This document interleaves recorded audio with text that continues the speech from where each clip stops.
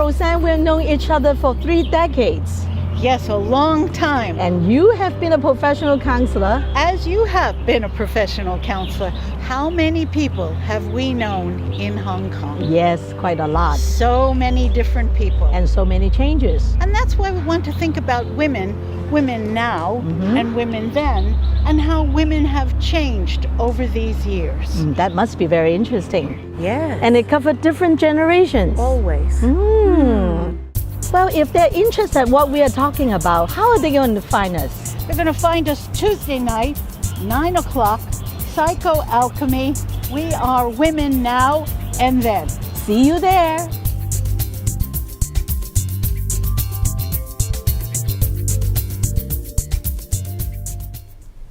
Okay, so we are back to this juicy talk on sex and masturbation. Rosann, you know, I really want you to share your insight, your experience in talking about masturbation.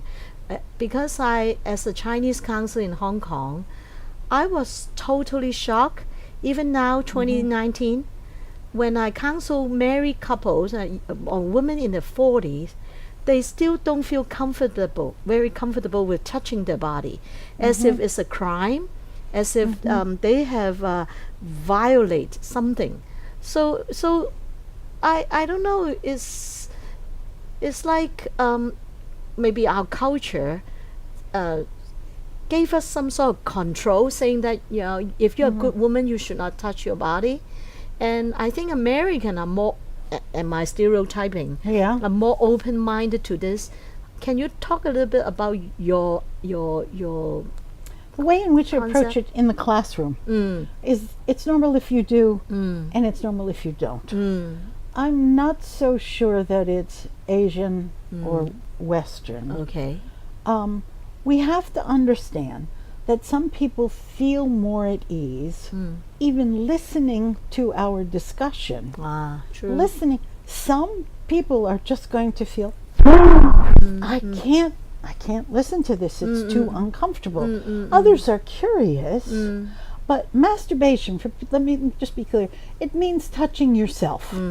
And for women, it could mean touching your breasts, it could mean running your hand over your abdomen and then between your legs, and do you want to find the places in your body where you happen to be most sensitive?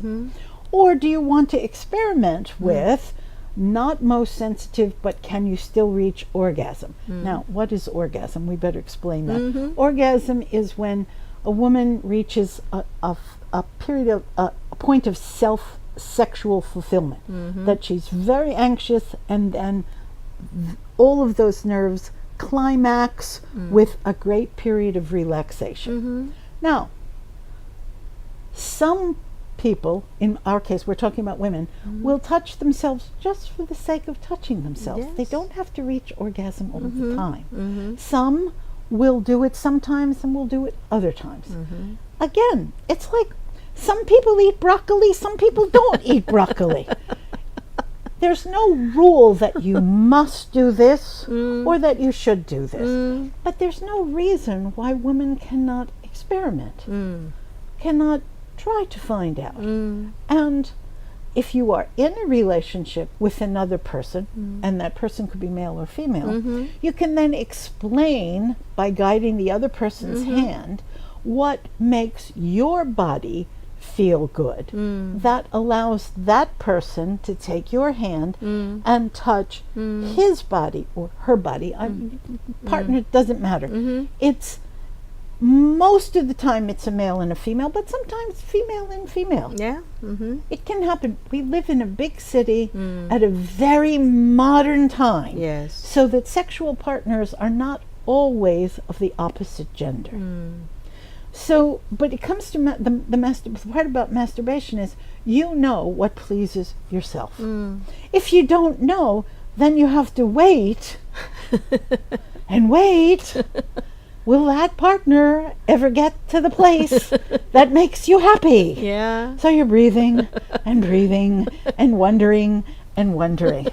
Well, now some people like that. Yes, yes. You know, it's a slow crawl. Other people want to get there right away. Yes. Well, when you talk about this, I was thinking, maybe when we start as a teenagers, Yes. we observe that our body changes. Yes. And there are certain part of our body we don't feel comfortable touching it. And we should be the expert of our body. We should not expect the other partner, the other person, to know your body so well that once his or her hand put on your body will immediately, make you feel comfortable. So I myself, I would say I advocate masturbation because it's something belongs to you. If you don't feel comfortable with touching it, how can you be comfortable letting other people to touch it? Oh, very good right? point, Dorothy. Right? Yes. Is your sacred place. So the thing is, in counseling, sometimes I do need to explain to my client, it's perfectly okay. It won't hurt you. The danger is because a lot of people see real life masturbation through the pornography. The Oh, AV. yes. And the negative thing about these AV, they exaggerate so much. Of course. And sometimes gave people a wrong concept. Exactly. Yeah, what is exactly happening to your body? And if you don't feel that sensation, you might think that there's something wrong with your body. Right. This is pornography exaggerates. And there's such a variety in arousal times in women. Some women it takes a long time, Yes. others relatively short.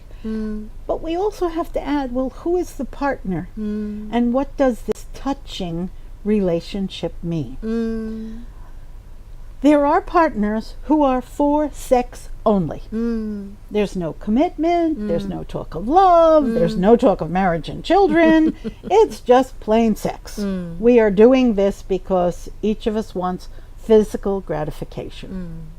Now, that's some cases. Somewhere along the line, and there are many variations, it's, well, maybe I might want to spend my life with this person. Not sure yet. And then another kind of touching relationship might be, we've talked a lot about having a life together. Now, we are endeared to one another, so now the touching relationship is overlaid very heavily with an emotional relationship and a committed relationship. So the touching means much more. And for some touching relationships, it's we want to have a baby together. Okay, that's another kind of touching going on. Yes. And it's as different as any two people might be at different stages of a woman's life. Let me move on. When people are in retirement areas and senior citizens' homes, none of those women are going to be pregnant again. And they might not use condoms because sometimes it's difficult for an older man to maintain an erection long enough to put a condom on.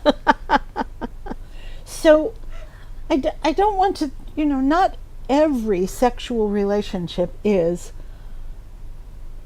the penis is inside the vagina or even between the woman's legs, because men's bodies are different at different stages in their lives.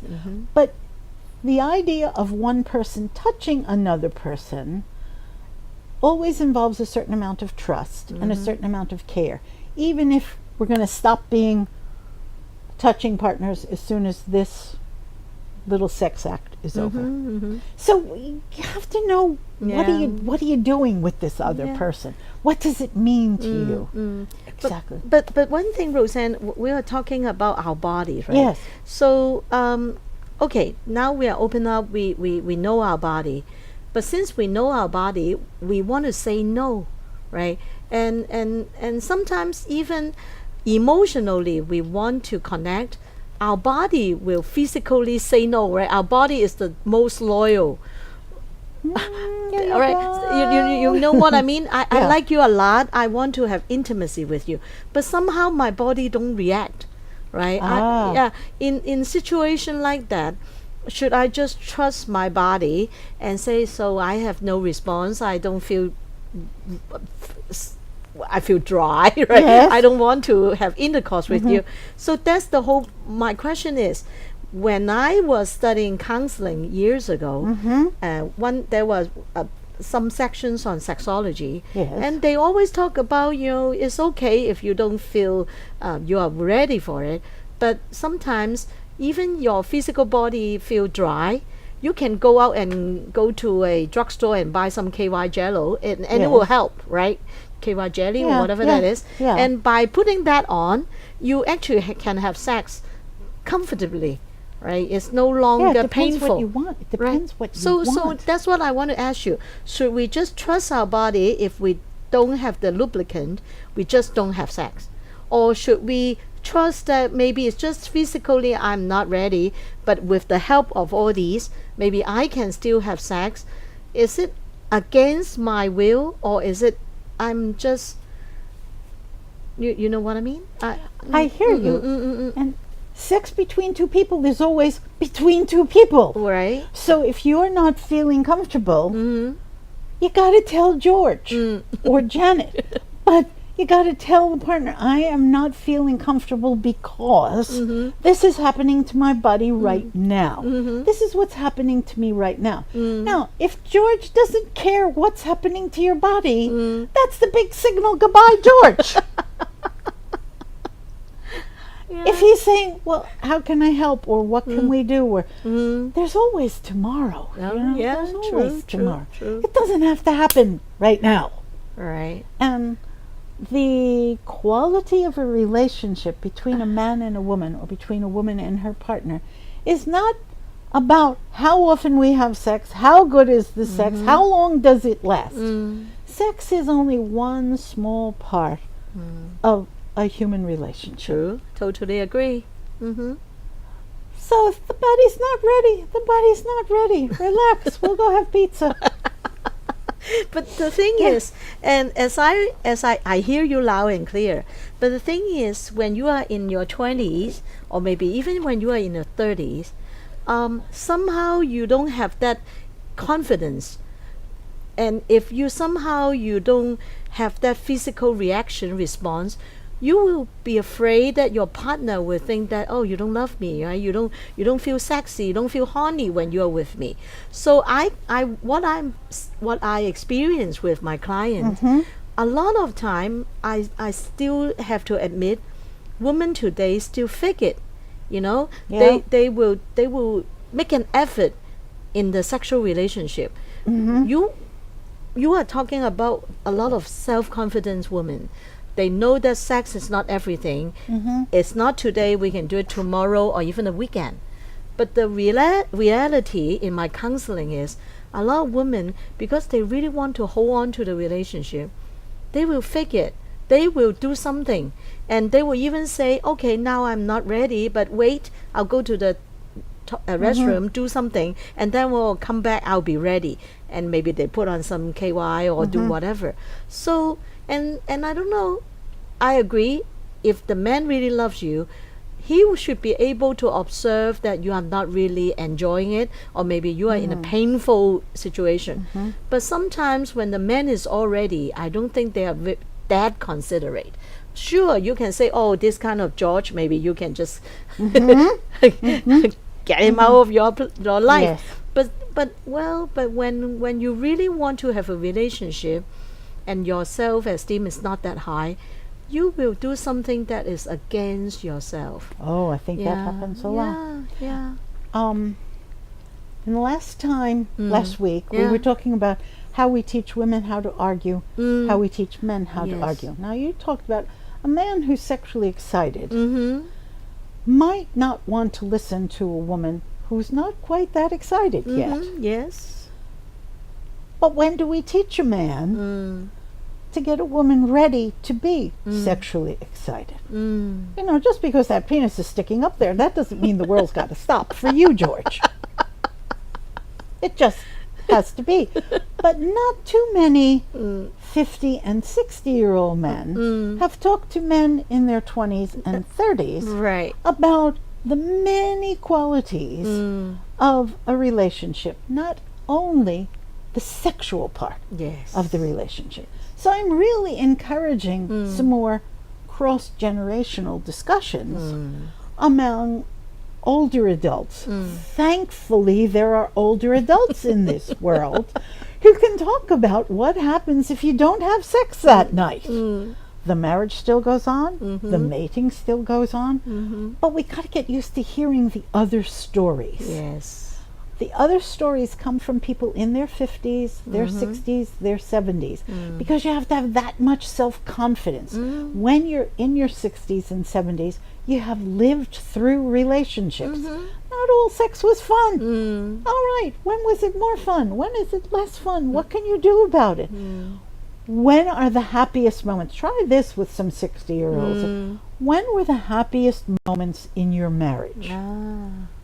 You might not hear the sexy moments.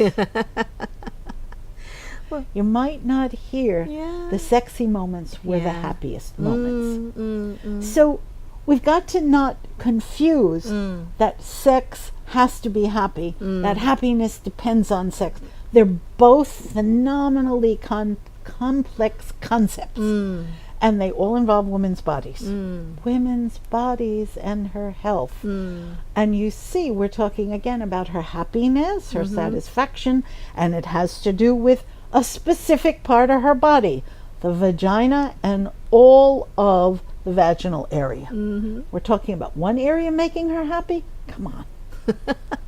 You know, when you mentioned that we need male model, role model, telling the truth, because when the men were young, they just how to say, exaggerate the sexual performance, everything, and for generations, and they just not telling the truth. And now we are doing a program, Woman Now and Then. Maybe one day we should do something, Men Now and Then. And and the young men have to know, you don't need to, every time when you have sex with a woman, you have to go all the way and have an orgasm in order to prove yourself that you are a very powerful and a very, how to say, macho kind of man.